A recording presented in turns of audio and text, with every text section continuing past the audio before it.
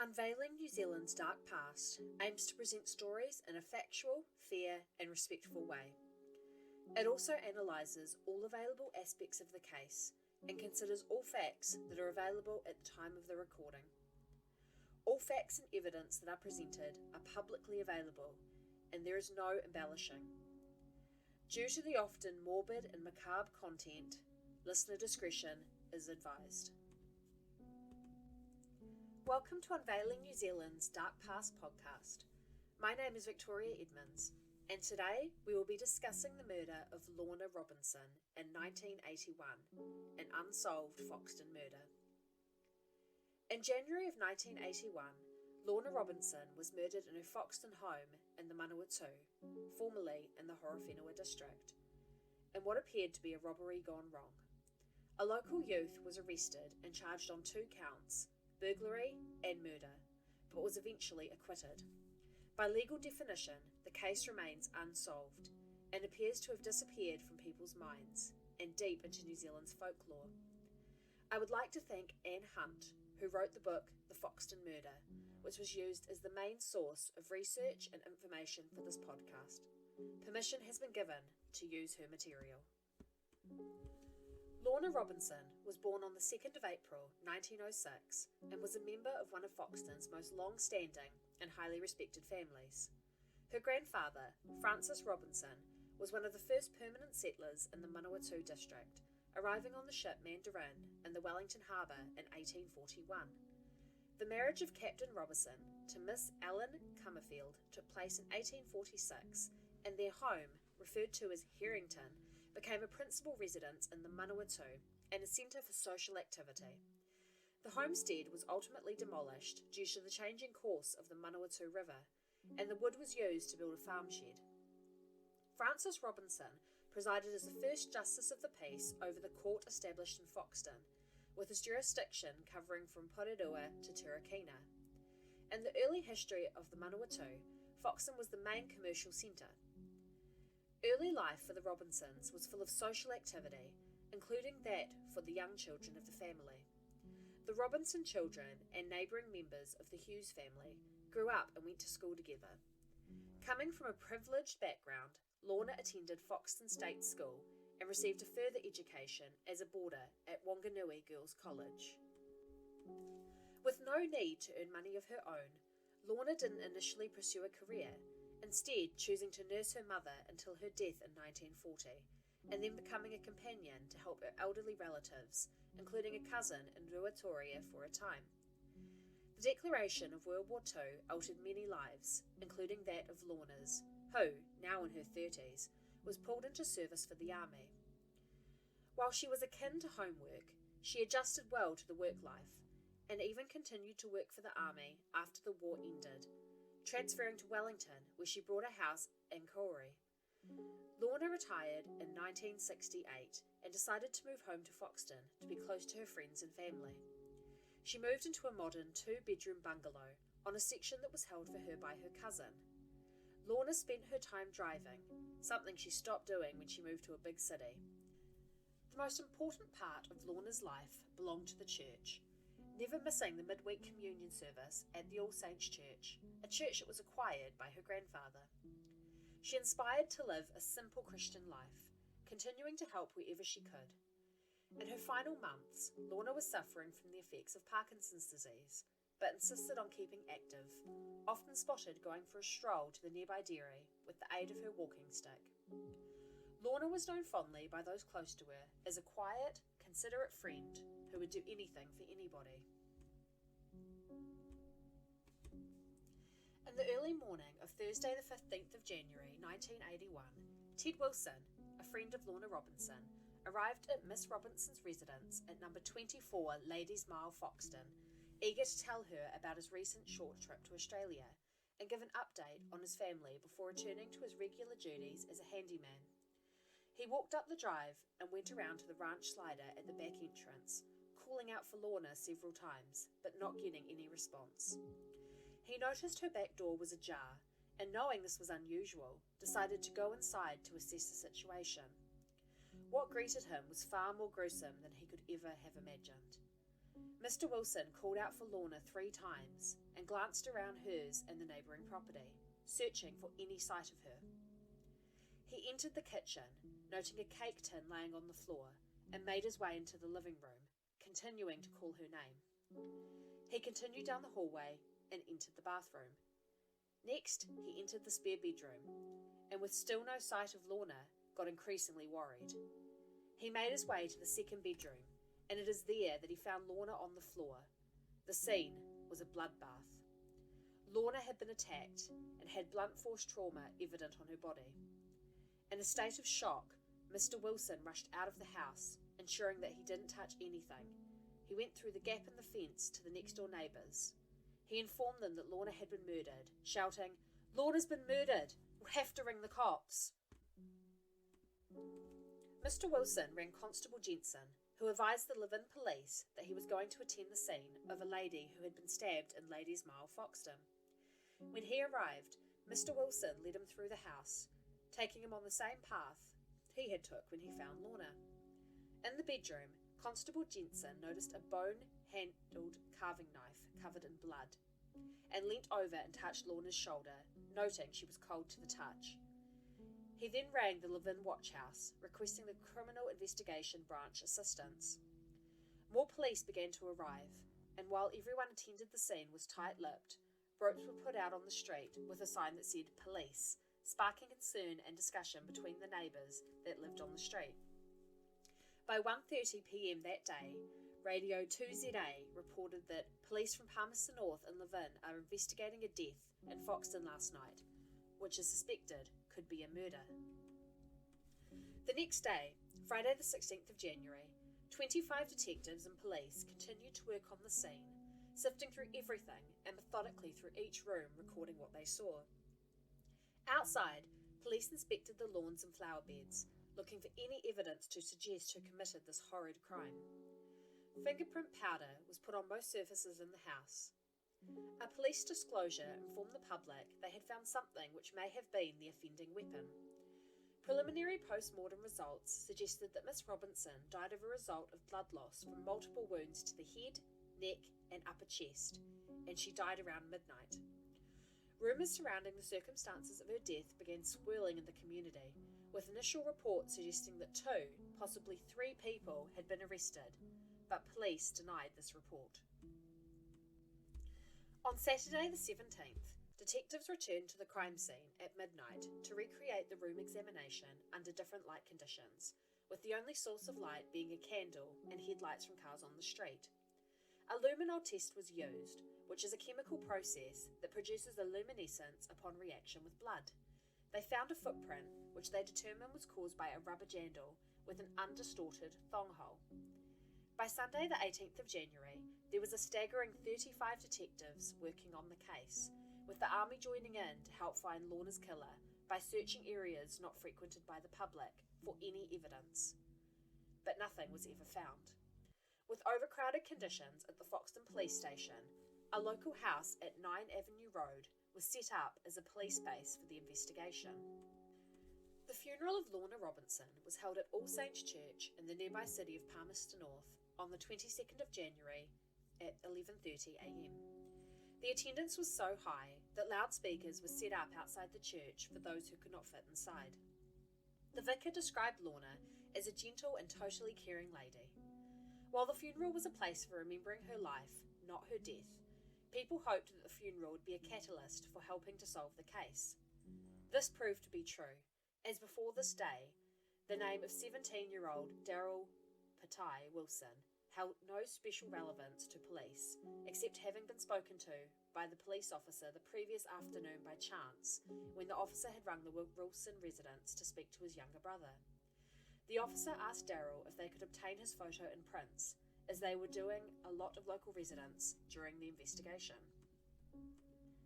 An account of his movements from the night of the murder was obtained, stating that he had been to White's Hotel with Evan Thompson until closing time at 9 p.m, where he then left and walked off of Harrington Street onto Ladies' Mile, into Robinson Street, and then into Norbanton Road to his house. He informed police that the next day he went to the Foxton Baths and had lost his jandals there, saying that someone may have stolen them. Daryl signed his statement and also noted that he knew the deceased, as he used to do the paper run, and knew her house, but had never been in it. In an attempt to locate Daryl's lost jandals, the police visited the Foxton Baths to make some inquiries. Police also produced a search warrant for Daryl's house, where Daryl appeared to be relaxed and confident. On this occasion, detectives took possession of a brown pair of corduroy pants and a pair of blue jandals that belonged to Daryl's sister, and requested that Daryl accompany them back to the station. Daryl was told that the police had reason to believe that he had been in Lorna's house on the night of the murder, citing that there had been a witness who had seen someone matching his description running down the street shortly after the time of the murder. This was a local horse trainer who, when returning from a Hut Park race meeting and arriving in Foxton at approximately 12:30 a.m.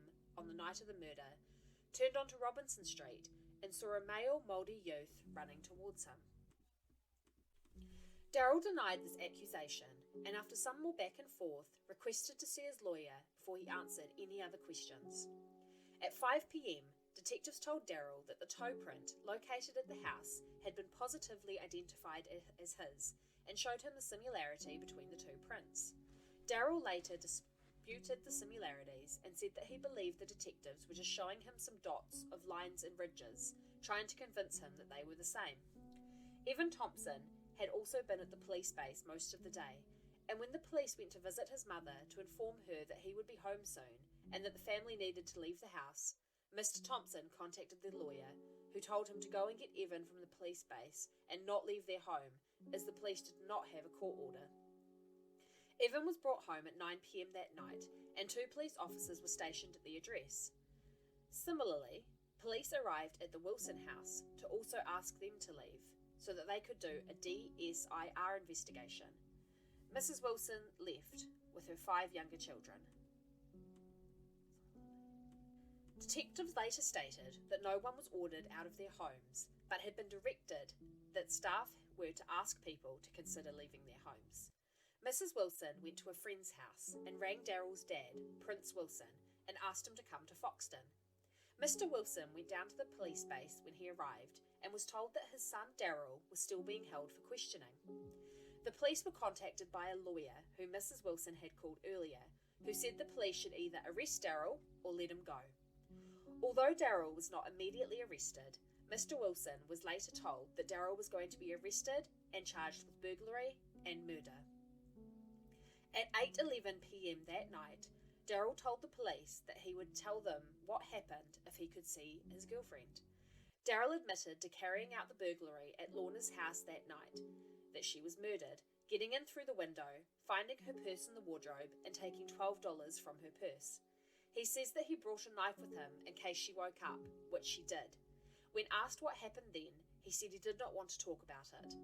A written statement was also completed, which detailed more about the night, which Daryl signed as being true and correct. The statement by Daryl Wilson reads, "Last Wednesday night, after I left the party at Nicholson's house, I was walking in Ladies' Mile when I decided to burgle a house. I went in the first house I came across. I went up the drive through the sliding door at the rear, which was open, and through an open window into the kitchen. I looked around the house and found some candles in the lounge. I used the candles to light my way. I found a handbag in the hall closet. In the bag, I found $2 in one bag and 10 in another. I thought there must be some more. I went back to the kitchen and got a knife out of the drawer because I was scared the woman would wake up. I then went to the bedroom and blew out the candle. I crawled beside her bed and had a look under both of them. There was a shelf-type thing between the beds. There was a torch, a silver one. I took the torch and went back, had a look around under the beds. Then I walked around the bedroom using the torch because I had a better light. I walked back to the old lady's room and she was already up. I switched on the light for a quick look and she was half up. She would have recognised me. I ran over to her. She started to put up a little fight. I then lay down by the body thinking how stupid I was, and I just panicked and grabbed everything. I wiped the knife on the bedspread. I went to the bathroom and washed my hands. Went back to look for the knife, and I couldn't find it. I pulled back the bed and switched the light on, and looked everywhere. I grabbed the cloth and wiped the windowsill where I came in. Then I went with the torch. I ran past the street down by the school and dumped the torch in a hedge. I have read this statement, and it is true. Signed, Daryl Wilson. Daryl appeared in Palmerston North District Court, where the judge suggested a psychiatric examination be undertaken. Daryl was remanded in custody until the 16th of February.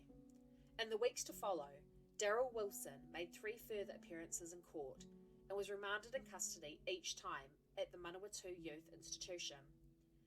Daryl had time to reflect on his statement that he made to police and said he wanted to take it back.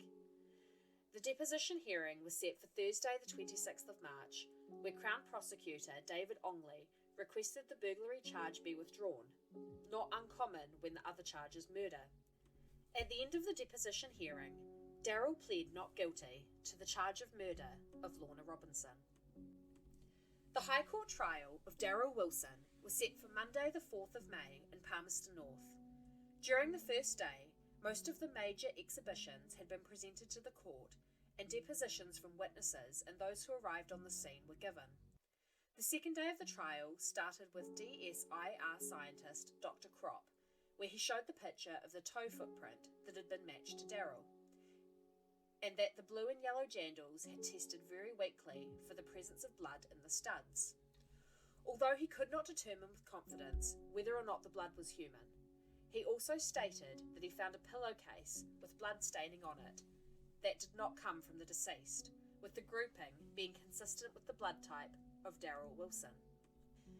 In his final address to the jurors, Daryl Wilson's lawyer, Dr. D. Clean, indicated that the only evidence linking his client to the murder wasn't worth the paper it was written on, being his written confession.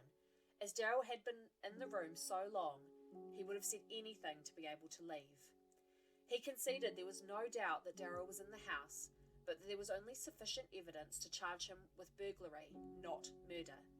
He mentioned the discrepancy in the width of the jandal print measured, referring to the print found in blood and the jandals belonging to Daryl, and pointed out that the evidence showed that there was at least 2 other people in the house on the night of the 14th of January. The jury took 2 hours and 40 minutes to deliberate, returning a guilty verdict, and Daryl was sentenced to life imprisonment. An appeal was lodged by Daryl's lawyer on the grounds that the trial judge had wrongly admitted oral and written statements made by the accused on a voir dire case. It was always intended in the trial that if the trial judge made a ruling against the defence on the voir dire, then the case would be automatically taken to the Court of Appeal for ruling on the matter. Voir dire, which is French, is the process used by the parties to select a fair and impartial jury. During voir dire, the jury panel is questioned by both parties' lawyers. The questions are intended to help the lawyers in the jury selection process. After voir dire, the jury is selected from the panel.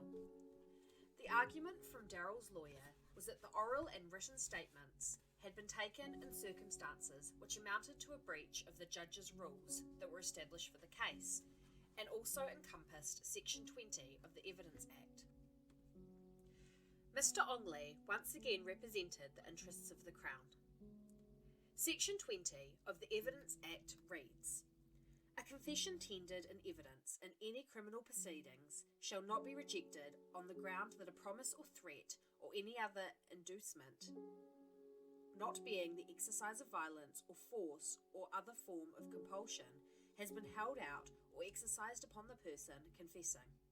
If the judge or other presiding officer is satisfied that the means by which the confession was obtained was not in fact likely to cause an untrue admission of guilt to be made."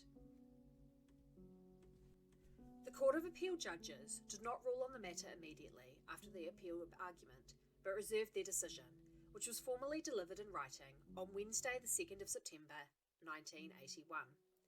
The appeal was granted, the conviction on murder was quashed, and a new trial was ordered for Daryl Wilson. The new trial was moved to the High Court in Christchurch, with the inference that there could not be impartial jurors in the Manawatu area, thus the accused would not have a fair trial. In the new trial, Darrell's oral and written statements were ruled inadmissible by the Court of Appeal and were not allowed by the trial judge. Several weaknesses had been exposed in the scientific evidence during the first trial, and the DSIR scientists were required to conduct further testing to strengthen aspects of their case. The strongest piece of evidence held by the Crown was the toe print, but the defence conceded that while there was evidence that Darrell was in the house that night, it was not evidence of murder. One of the judges said of the case, "Considering the evidence given before the jury, as well as that given earlier on the trial, within a trial, we cannot avoid the conclusion that there were serious breaches of the judge's rules," referring to the first trial. The jury deliberated for 9 hours and 10 minutes, returning twice to query aspects of the case. At 10 o'clock on Wednesday the 16th of December, the jurors returned the verdict not guilty.